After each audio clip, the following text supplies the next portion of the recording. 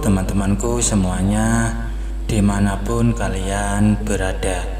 Semoga teman-teman selalu dalam keadaan yang sehat dan selalu dimudahkan dalam mencari rezeki. Berjumpa kembali dengan channel Ruang Imajinasi, channel yang berisikan tentang konten cerita romantis yang diberi latar belakang berupa video pemandangan alam. Pada kali ini di hari Rabu tanggal 26 November tahun 2025. Kali ini saya menghadirkan sebuah kisah terbaru ya teman-teman. Dan untuk kisah kali ini menceritakan tentang seorang pemuda yang bernama Rizky. Ia ini mempunyai kisah dengan seorang wanita paruh baya.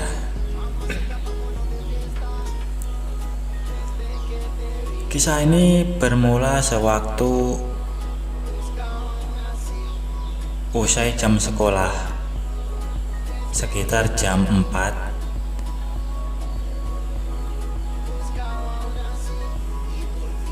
Rizky berkumpul dengan teman-temannya sambil bercerita. Pada saat berkumpul dengan anak-anak tersebut, inilah awal mula kejadiannya. Teman-temannya bersepakat bahwa nanti setelah kegiatan pramuka, mereka akan mencegat anak-anak STM yang juga berlokasi di Bekasi, yang biasa lewat di jalan dekat sekolah mereka. SMA negeri di mana Rizky bersekolah terletak di salah satu lokasi dekat dengan perumahan di Bekasi. Juga berbatasan langsung dengan sejenis persawahan atau kebun dan rumah-rumah penduduk lainnya. Ketika kegiatan pramuka usai, Rizky dan teman-temannya telah berkumpul di sebuah kedai di pinggir jalan dekat sekolah mereka.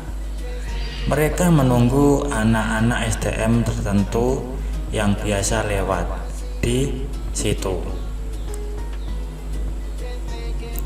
Ketika Rizky duduk sambil membaca buku pelajarannya, tiba-tiba ia mendengar teriakan dan bentakan. Ketika ia menoleh, ternyata telah terjadi keributan antara anak-anak SOS dengan anak-anak STM. Rizky berdiri tegang menyaksikan batu dan kayu berterbangan. Ia melihat ada anak STM yang terjatuh. Tetapi tiba-tiba ia heran karena anak SOS sekolah mereka lari berhamburan, padahal jumlah mereka lebih banyak. Ternyata tidak berapa jauh di ujung jalan, sekelompok anak STM berlarian mendatangi lokasi tersebut. Rizky masih sempat melihat seorang temannya yang lari kencang terjatuh karena punggungnya terlempar batu, tapi masih juga bisa bangun dan lari lagi. Tiba-tiba seorang anak STM menunjuknya dengan marah. Rizky panik dan tanpa pikir panjang ia pun lari. Ia dikejar oleh hampir 10 orang. Rizky tak mempedulikan lagi bukunya yang berceceran. Yang ada di otaknya adalah menyelamatkan diri. Ia berlari ke arah sekolah. Di belakang anak-anak STM masih mengejar. Suasananya begitu menyeramkan bagi Rizky. Tetapi akibat kepanikan yang luar biasa, Rizky memilih jalan yang salah.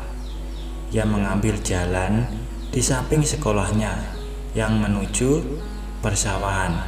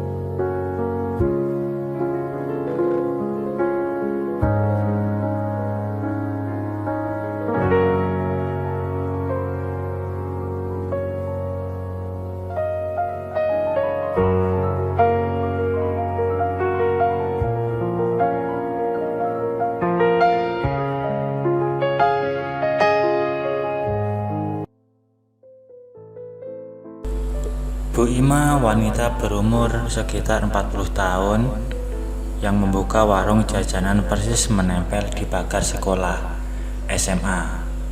Dan di warung itu biasanya anak-anak SMA dan juga Rizky membeli minuman dan makanan.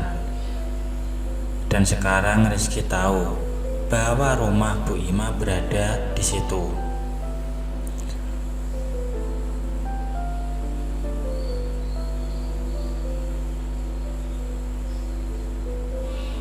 Bu Ima juga bercerita tentang keluarganya. Suaminya adalah satpam di sebuah pabrik. Mereka memiliki anak 2 orang yang semua dititipkan di kampung orang tua suaminya yang berada di Sukabumi.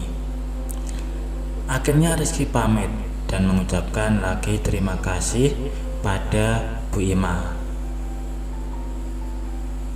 Di warungnya yang biasa dikunjungi anak-anak SMA, Bu Ima tidak pernah bercerita tentang kejadian yang dialami oleh Rizky. Dan Rizky pun menunjukkan sikap yang biasa saja seperti sebelumnya. Tetapi akhir-akhir ini ada satu hal yang membuat Rizky jadi sering merenung dan lalu tersenyum simpul.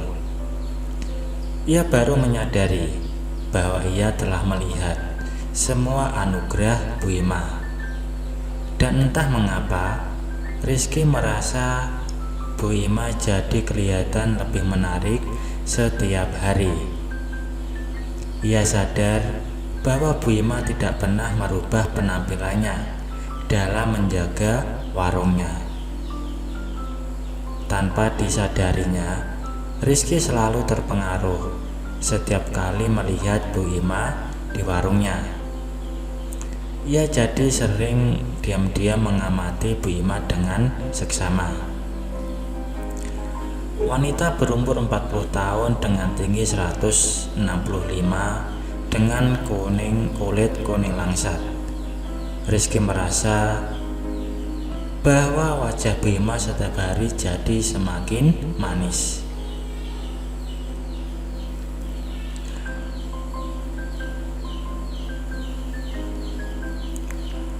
Beberapa minggu kemudian terjadi hal yang membuat Rizky hampir tidak bisa mencegah keinginannya.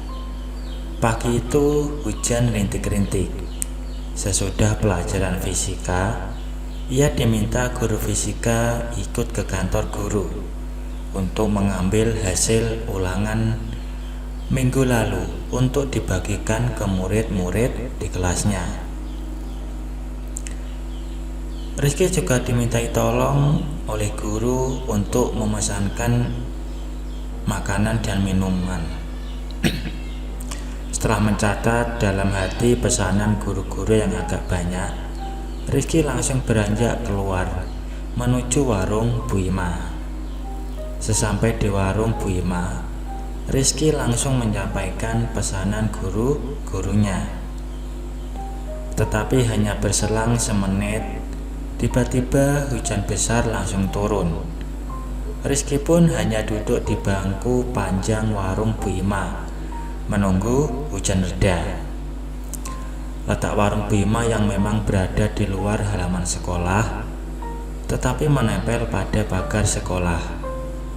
Hanya ada semacam pintu kecil yang terbuka di pagar yang merupakan penghubung antara halaman sekolah dengan bagian teras warung Bu Ima.